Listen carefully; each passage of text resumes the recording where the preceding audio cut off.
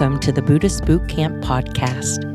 Our intention is to awaken, enlighten, enrich, and inspire a simple and uncomplicated life. Discover the benefits of mindful living with your host, Timber Hawkeye.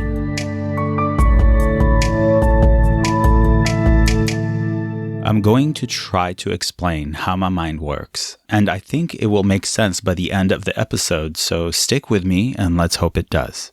The Buddha taught that pain is inevitable, but suffering is optional. That is to say, the pain of old age, sickness, and death is inevitable, but we don't have to suffer through it. In mathematical terms, pain plus resistance equals suffering. The cause of suffering, therefore, is not necessarily any experience, but our resistance to it, our opinions and feelings about it. If you think of suffering as the gap between the life you want and the life you've got, then the problem isn't life itself, it's that you want a different one. That desire for something other than what's right in front of us is the problem. Luckily, there's an easy fix for that. But I only mean easy in the sense that you only need to change one thing: your perspective. Have I ever told you the story about Carol, the elderly woman whose husband died after a long battle with cancer? Her son didn't want her to live alone, so he invited her to move in with him in Europe. During their flight to England, he started to describe the house to her, and she immediately said, "Oh, I love it." "But you haven't even seen it yet," he laughed. "Just wait until we get there." That's when Carol said, "I don't need to see it to love it. Happiness is something we can choose ahead of time. How much I like the new house has nothing to do with the exterior paint, the way you have decorated my room, or how you've arranged the furniture. It has everything to do with how I choose to look at it, and I have already decided to love it."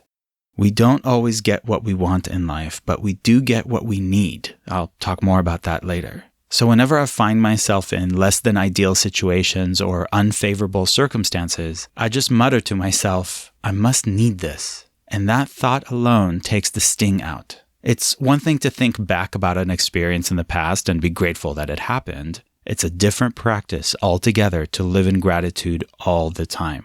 But keep in mind that I didn't wake up one day and magically start living in gratitude for everything. It was the result of multiple experiences stacking up to finally make it clear to me that much like Carol, I can choose to be happy ahead of time, not just when I look back. In the summer of 1990, my family and I flew from Israel to the United States to see if we'd like it enough to maybe consider moving to California someday. We each packed a small suitcase, boarded the plane, and much to my surprise, never got to see our house in Israel again because my parents decided we're all going to simply stay in San Francisco for good. My dad flew back for a couple of weeks to sell, donate, or trash all of our possessions, and the rest of us just had to mentally let go of our belongings and move on. There is no way I could have known at the time that starting over at 13, learning a new language, and adapting to sudden changes in culture and circumstance would turn out to be a tremendous gift and a life lesson that is a fundamental part of who I am. I think it's why leaving for college at 18 wasn't scary for me, why I still don't get attached to material possessions. Honestly, dealing with the death of a pet when I was a child helped me better understand the loss of a grandparent later on. And getting dumped by an ex or fired from a job helped me process rejection and redirection when I got older. Each and every one of those experiences was always an incredible life lesson, of course, but at the time, I just considered them hardships. It's easy to look in our rearview mirror and see the lesson in every experience, but I think we can do better than have great hindsight. We can train ourselves to have immediate insight. Here's how.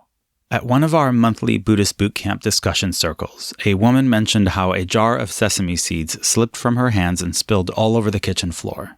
Instead of getting frustrated, she simply muttered to herself, "Well, that was supposed to happen." How great is that?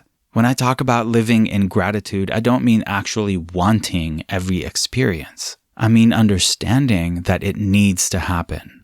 The reasons may not be clear to us right away or ever. Or they may be far beyond our limited comprehension. And the reasons don't always revolve around us. We can be grateful for our picnic getting canceled due to rain because we know the rain is necessary for reasons much bigger than ourselves.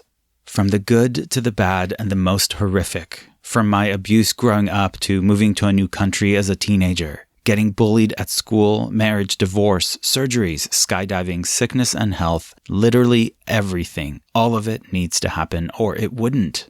From personal trials to global mayhem. Nothing ever happens to us. It all happens for us to learn from, grow from, and most importantly, move on from. We may not like it, but it is necessary. Can you make peace with that and maybe learn to like what is necessary, or at least be grateful for it? Our life lessons take whatever shape they need in order for us to learn them. You may ignore your spouse, begging you to take time off work to relax, disregard your doctor's orders to change your diet, or dismiss your friend's suggestion to start doing yoga or meditate to calm your nerves, but you won't ignore the heart attack that finally forces you to slow down. Actually, that's not true. You may very well ignore the first heart attack, which will make the second one necessary. So don't resist the lessons. What you resist persists. Pay attention and consider everything a necessity. Next time something happens, instead of judging it as good or bad, simply think to yourself, well, that was supposed to happen. It's a mantra that can melt away resistance, expectations, and attachment, the very causes of our anguish.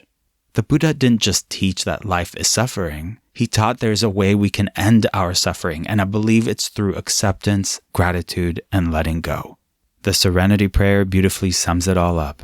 Accept the things you cannot change. Have the courage to change the things you can, and the wisdom to know the difference.